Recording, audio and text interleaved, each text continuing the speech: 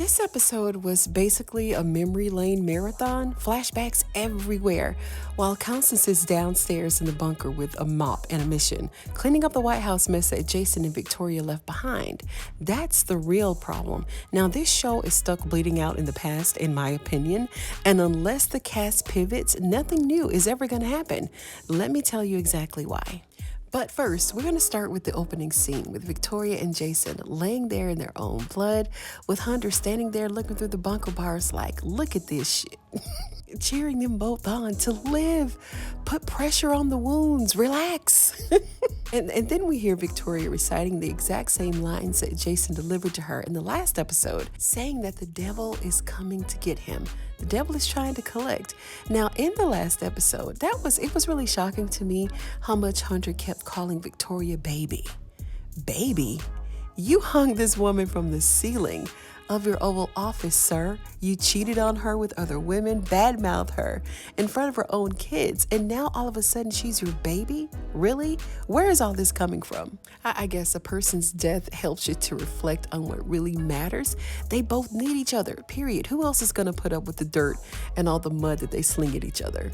And Constance Waters, what does this woman have that's going to bring perspective to the White House mayhem? How is she going to do this? Looks like she works alone, solo dolo, but she may be packing a powerful punch with a cleanup plan, one that we may actually like. Now, there's one other thing that I noticed, is that the way that we complain about these characters shifting, overacting, performing out of character, I realize in order for things to actually change in the White House, in order to bring some sort of order to the chaotic situations, they must pivot. And sometimes it's like doing a complete 360, because these new directions in the storylines, it takes them out of character, so to speak. So it's very necessary if we want to see these plots move along and make sense.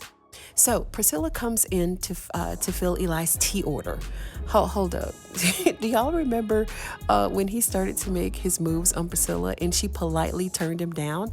Do y'all think that she need to let Simone know that her husband, what he's been up to, since they're good girlfriends now and all? Or maybe she just knows that, they're all playing these games tit for tat because Eli had to lay in bed with Victoria in order to secure his seat in the Oval Office.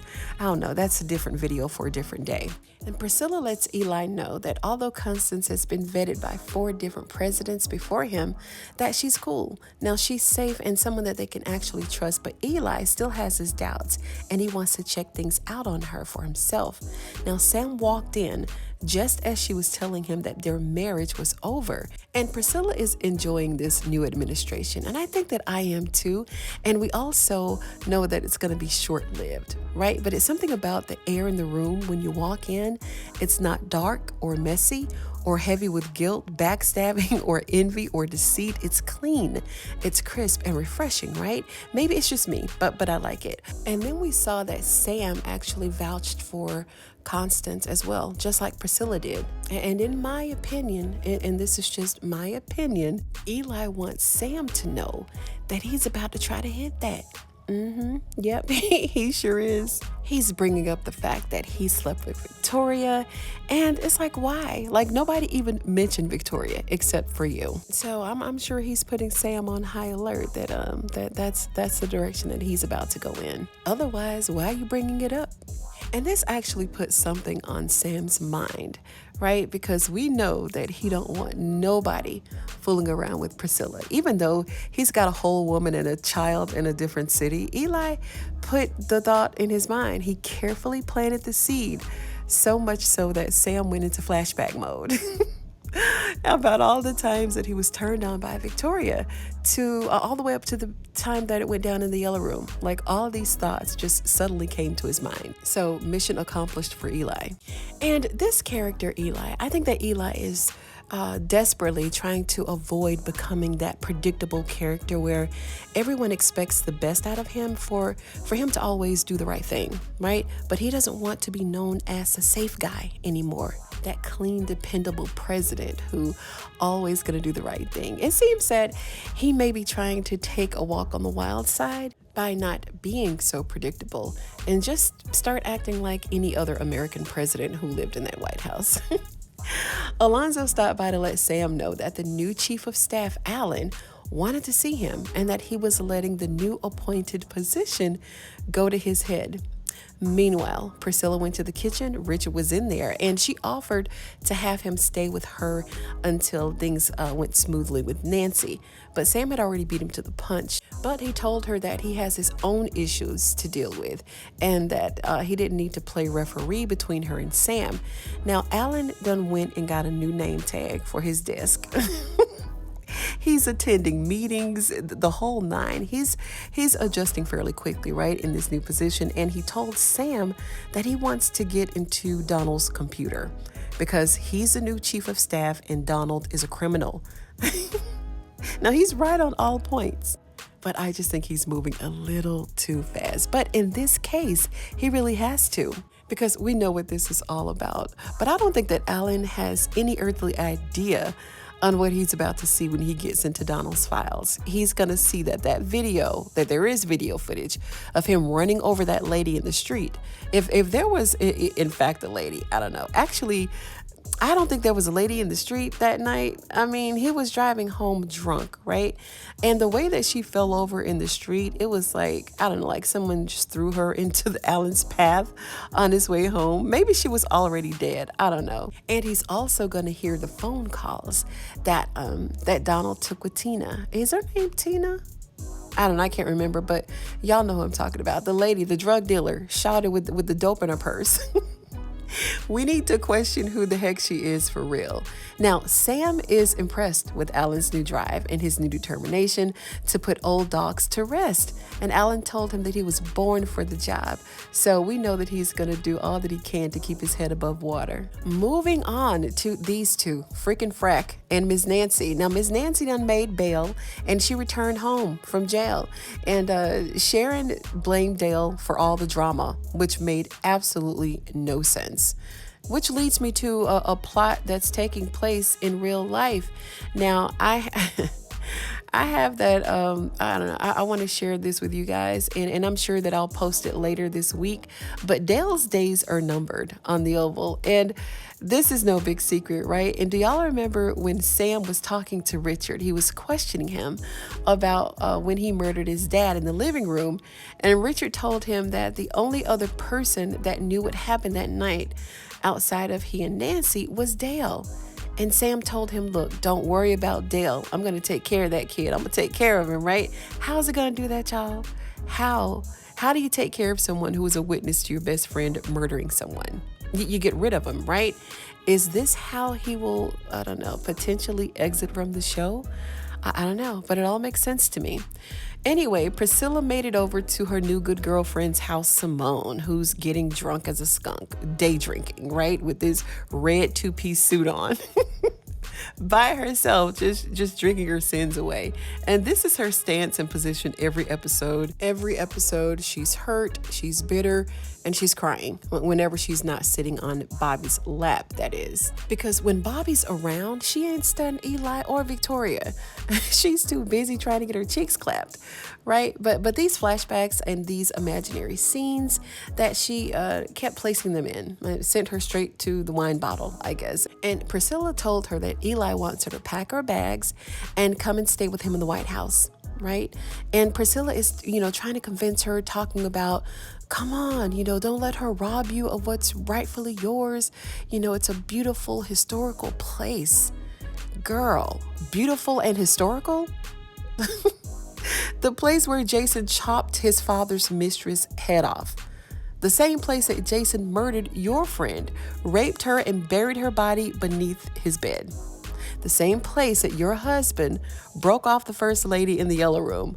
The place where a lot of men lost their lives in bloodshed when the real power struggles began. That's beautiful and historical? Okay, Priscilla. Okay. And why is Priscilla so eager to put these two together anyway? I think that she's so desperate to have this clean, healthy administration. Well, at least it'll appear that way in the public on the surface, right? Yeah, so maybe she just wants to be a part of this united front with Eli and the new administration. Now, Priscilla insisted on staying with her, right? To make sure that her bags got packed and that her detail got called, aka Bobby. But the more wine Simone drank, the more she thought about Bobby. Hence, she had to get rid of Priscilla's cock blocking ass.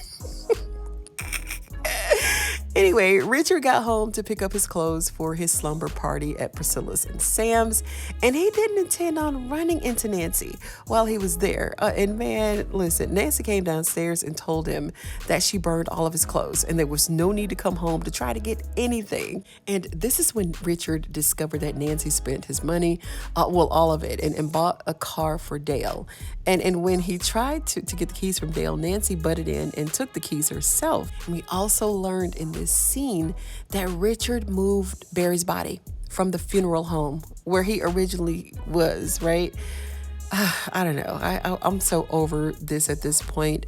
Stop drawing out this dead storyline. No pun intended. Like, have the funeral already and move on. Let Richard move on with Frida, wherever the hell she is.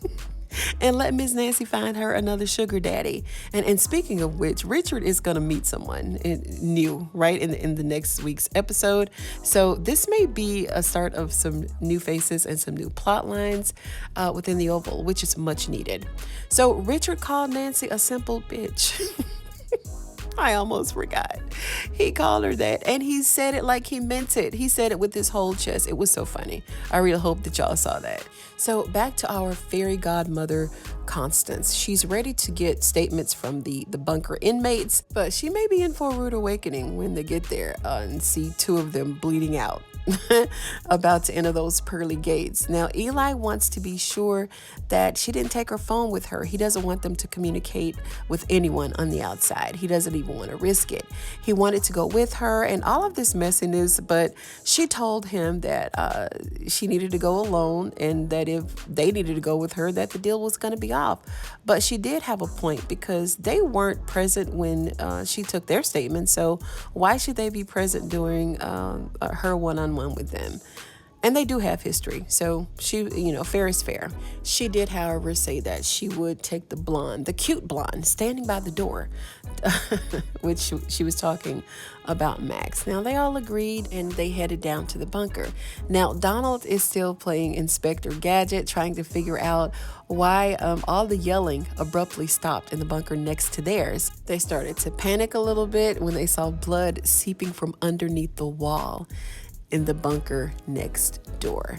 Max and Constance made it in the bunker, and then that ended the scene. That's it, guys. That's it for this episode. It was really good. I enjoyed it. I'm gonna give it a 7.5 out of 10. I'll go ahead and give it an 8. Why not? I can't say that I'm a huge fan of how the characters are pivoting. I know that they have to, but the way that it's being done, I think that it's being overly done. The way that Nancy is talking to Richard and Richard is talking to Nancy, it's like they went from, couple goals to hating each other, her having an affair, him killing someone. It's just like so out of character for them. But I do understand that, in order to drive different narratives and stuff like that, you have to shift the character's position. I just think that it should have been done a little bit more gentle, right? I don't know, like a subtle change. I don't know, but that's just my opinion. Anyway, let me know what you guys think down in the comments below. Thank you so much for tuning in tonight, you guys. And if you're a fan of Tyler Perry's The Oval, like I am, go ahead and give this video a thumbs up. I'd appreciate it. And I'm going to see you on the next one.